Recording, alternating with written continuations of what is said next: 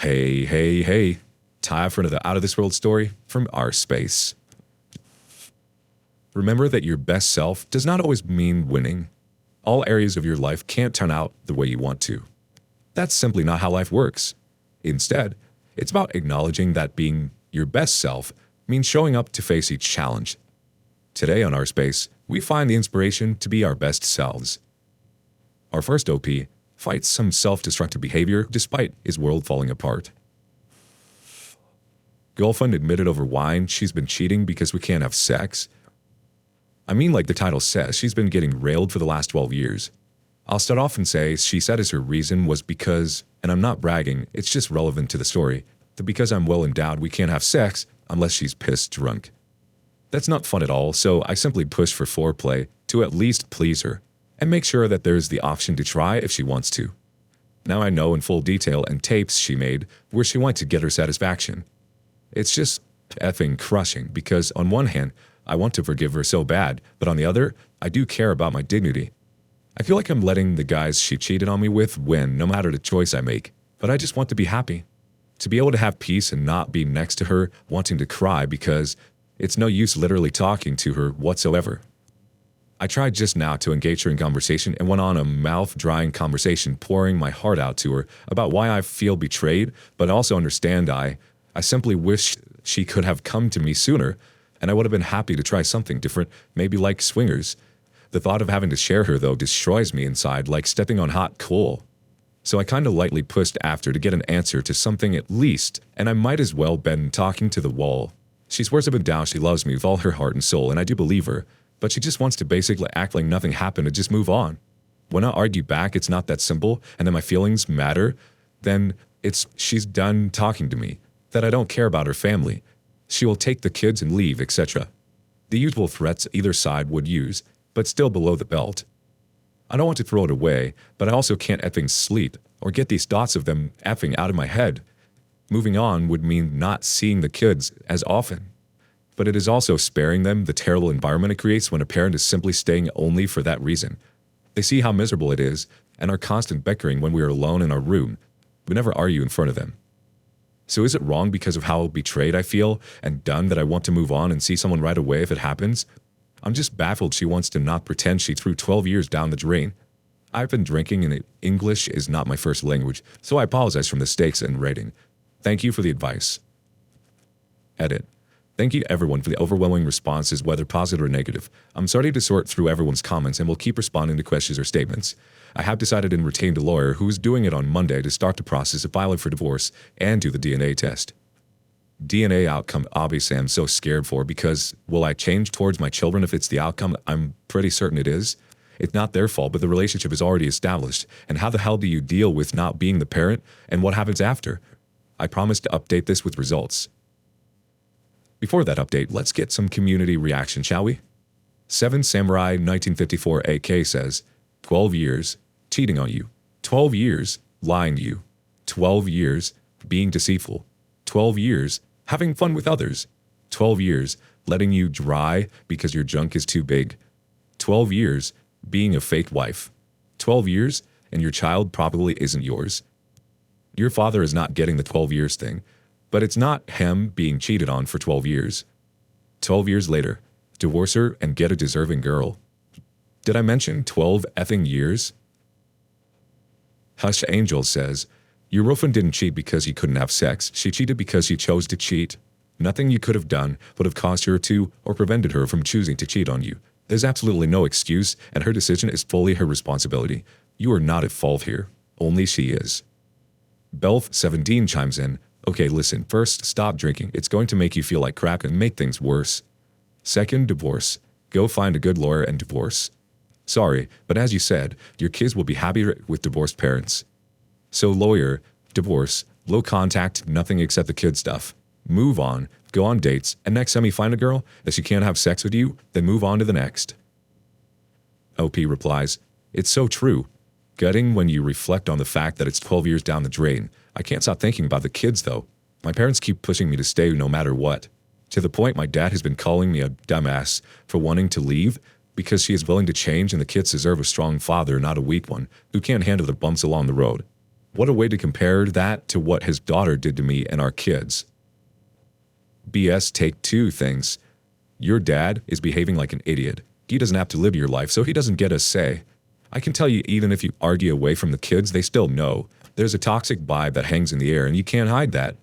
6 months out, and my kid is way happier, more outgoing and more open with me than he has been in many years. Being a strong father is standing up for yourself, having boundaries and sticking to them, knowing when to take your kids out of a toxic situation. It's tough leaving in the beginning, man, but it gets better over time. So what that your cheer is willing to stay? That's not the point. She shouldn't have stayed. She should have talked through the issue and left you 12 years ago. Instead, she chose to lie, manipulate you, and cheat for the last 12 years. F that noise. You owe her nothing. Badger brush 20 things. You don't need her for a test. Buy a pharmacy DNA test, get your daughter, and find out results. Talk to a lawyer. Listen to a lawyer. Listen to the lawyer. By the way, listen to the lawyer. Tell them and protect yourself. Walking away and serving her may finally wake her up. Okay, now for the update. So I found out the results of the DNA test I demanded from my wife, and as many of you suspected, both kids were not mine. I can't begin to describe the turbulence I'm feeling except to barely hold it together as I get ready to tell them goodbye. I already filed for divorce, and as heartbreaking as it is, I honestly feel a relief I can move on finally, to heal myself and hopefully one day find my purpose in life other than being a doormat. She tried begging for forgiveness, but I feel as if forgiveness is earned and not given just because you apologize. Trust and loyalty is the most important in a relationship. Without it, what are we even doing together then? Thank you again for all the support and advice, everyone. I didn't know how else to update this properly, and I apologize for the errors, but I'm hanging out tonight with Jack and Coke. I know it's harsh that I made the choice to not have contact with the kids even though I have raised them since birth, but it does me no good to even be there when my mind is so volatile.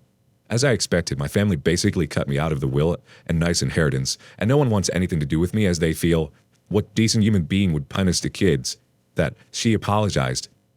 I started therapy this week, and the first words out of my therapist's mouth was no one should ever put their mental health last. I think I put enough people who did not deserve it first in my life, and the kids don't deserve that, but again, I feel it's not my concern anymore other than she keeps saying she's going to put me on child support. Does anyone know how that works even though I'm not the father? I'm in the unholy state of Texas for anyone wondering which state I'm in. I also apologize for grammar errors. I'm on mobile, and I did not know how to do a proper update post. I looked everywhere to do it right, but it seems there's not an easy way. Thank you for your time and effort to respond with advice and kind words. Asked for advice or responses, you're gonna get it. First from Harold the Trash Panda. Ask your lawyer if you can go after her and AP for paternity fraud. You suffered real damages. Truth Lady 8678 says, God, she's an evil woman. I'd sue her for whatever you can get. She's literally destroyed 3 lives. You absolutely do not need that OP. No one does. You have every right to feel the way you do. Your whole world has just been turned upside down and the life you thought you had was built on lies. It's totally natural to want to move on. People just want to be happy, loved, and respected at the end of the day. I think there are healthy ways to move on and cope with what is happening in your life. The healing process is going to take some time. It's important that you turn inwards right now and enlist in some healthy coping mechanisms. Don't fall down the dark hole that seems enticing, i.e. drinking. It's too easy to practice those strategies. As much as it hurts, we can't numb ourselves to the pain. In order to move on, we have to feel it. Do not go gentle into that good night. What are your thoughts? Give OP some of your best advice in the comments below. Up next, is it 3rd time's a charm, or 4, or 5, 86? My wife cheated on me when we were dating. I found out about it, and after some time forgave her. We married and had our first child. Then our 2nd, 3rd, and 4th. Our marriage began deteriorating by our 2nd child, but we stuck at it and somehow made it kind of work. We've now been married for 8 years. To be honest, it has not been what I expected. I've learned much about myself over the years, and I will say many of those things are thanks to my marriage to her. We both have serious emotional issues stemming from our childhoods. Diagnoses have been thrown around, making things a bit clearer to see, easier to understand. We're still so unhappy. She wants to stick it out, but I am over it. At this point, I am convinced I would even be a better father to our children if I got out of this marriage.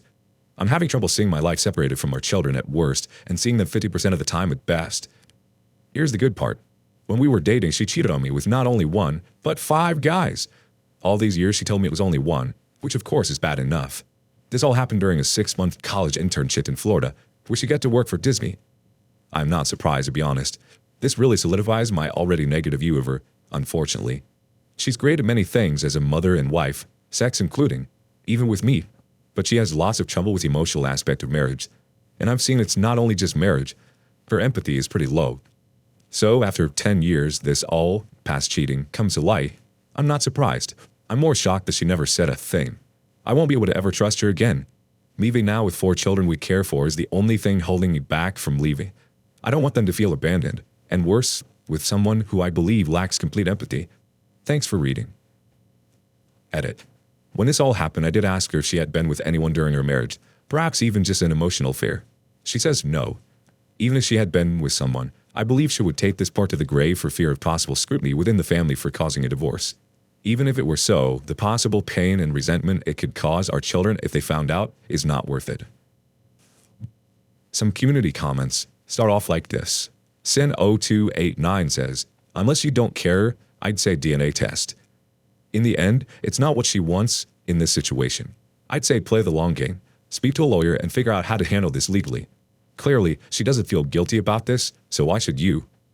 When it comes to the kids, it's hard, yes, but it's better to grow up in 2 happy homes than 1 broken one. Pull that band-aid off and start making the calls, man. Curious, though, why does she want to stay after all this came to light?